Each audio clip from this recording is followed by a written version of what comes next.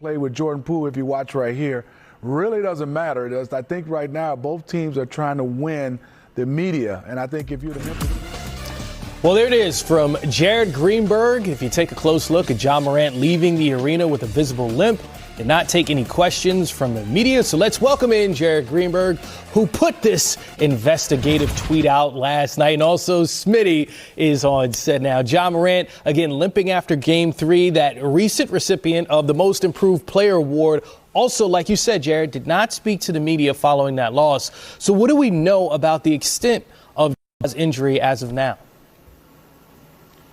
Hey, Chris, unfortunately, that's really all we do know. Taylor Jenkins, after the game, did not give out much information. They said he's going to undergo further evaluation. As of the latest injury report that's put out every hour on NBA.com, the Warriors and Grizzlies have not yet submitted their injury reports for Game 4.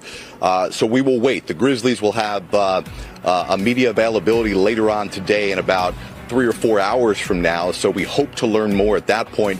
But really what took off last night, and again, we'll wait to see Ja's status, but was the back and forth, this drama that escalated. It started with Taylor Jenkins in his media availability after the game saying that he felt that Jordan Poole pulled and yanked Ja Morant's knee. Moments after, and I literally don't think it was 30 seconds after I took that video of Ja walking out the arena, he must have been sitting on the bus, he tweets out, retweets the play in slow-mo and says, broke the code, clearly trolling Steve Kerr, who accused Dillon Brooks of breaking the code. Remember, he got ejected after a flagrant 2 in game number 2 and then got suspended for his play. The Grizzlies all then came to the defense of Ja Morant when they came to the podium. The Warriors, as you would expect, came to the defense of Jordan Poole, their teammate, and you know, Steph Curry and Klay Thompson all said that there was nothing malicious about that play. Jordan Poole, in fact, said that he was just trying to make a play on the ball. But Smitty, you know, you were great at this in your playing days. It feels like right now the Warriors may be in the head of the Memphis Grizzlies, and there's a whole lot of gamesmanship here, Smitty, going back and forth from Game 1 with Draymond being ejected, Game 2, Dillon Brooks being ejected, and now this incident here in Game 3 between Jordan Poole and Ja Morant. You know, Jared, great point. I'm glad you brought that up. And obviously, when you have these type of series as far as talent and young versus old, that's where experience comes in. And even handling something like this adversity, you cannot let this be something that distracts you in your locker room from either side. Warriors has been there, and this is where the Memphis Grizzlies, you know, from the president, general manager, basketball operations, all these titles, coaches, you got to focus this back on basketball. We don't want any injuries at all, you know, from any of our players, whether it's star players or not. But I think when you start getting caught up in talking to the media, trying to win the media, that's when you're going to lose focus. And just watching that play, I don't know when Ja Morant got hurt, whether it was when he got grabbed, but I also saw early in that game he took a knee to Klay Thompson. Then there was a knee, even on that play with Jordan Poole, if you watch right here. Really doesn't matter. I think right now both teams are trying to win the media. And I think if you're the Memphis Grizzlies, you got to come out and just play. You're playing up against an experienced team that have been through a lot of different situations. And this is where you're going to have to learn. And I also know back in my day, breaking the code, Jared, the code was if somebody knew you was injured at times, nothing I would say lower. But if it was fingers, shoulders, you know, even that jump ball, we had guys try to grab your fingers, try to hit your shoulders, try to hit you wherever they thought there was an injury to try to win the game. Nothing malicious, I would say, as far as going after your knees, but I would say any other ankles and everything else, toes, you got stepped on. Yeah, you know, Smitty, when you mention all of those things, and I think about how they played out throughout this series, and the fact is GP2 is out with his injury, right, for a month or so.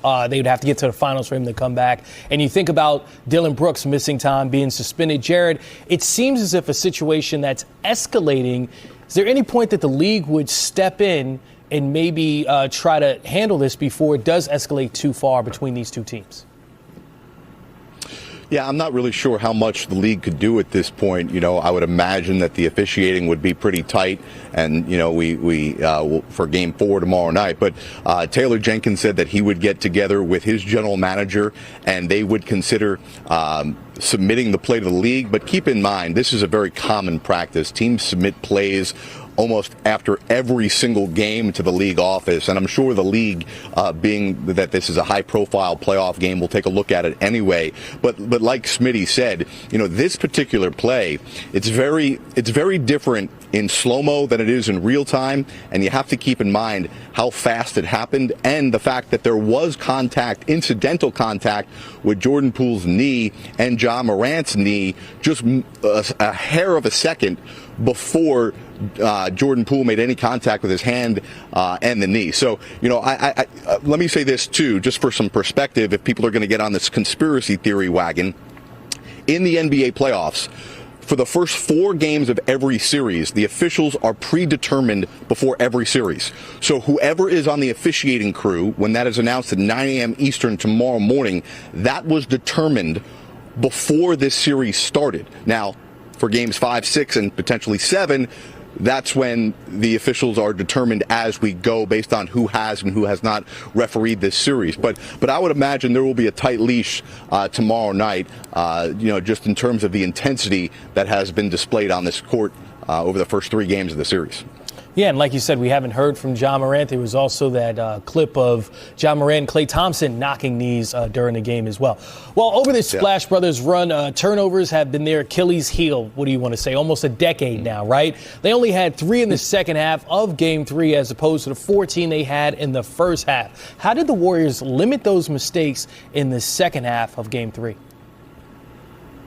Chris, it really is amazing that we're still talking about this. But I think, when you've seen a team over the years that plays at times with the pace and the amount of shots they put up, the amount of ball movement they have, it's some people want to say it's almost a product, the turnovers are, of that. And sometimes you could deal with that. But it's a team like Memphis, and we even saw it in the Denver series to a certain extent, that when you're able to capitalize on those turnovers, and that's what we saw in the first half of last night's game, was Memphis making the Warriors pay for those turnovers. But I think what we have to keep in mind here with the Warriors too is, we're now 8 games into the postseason, and Steve Kerr is still tinkering with his starting lineup. Now, obviously, last night was a product of an injury to Gary Payton, but they've now had 33 different starting lineups throughout the course of the year. This is a team that, yes, has veteran leadership, championship experience, and Hall of Famers, but they're also trying to put in the youngest starter in the history of the playoffs last night in Jonathan Kuminga, who had 2 early turnovers, which is why you saw him get pulled out of the game quickly last night. But I would say, one of the things, as it's Mother's Day, I asked Steph Curry about this the other day. Remember back early in his career, we made a big story about paying a fine to his mother for every turnover he had. He used to give her $200 per turnover.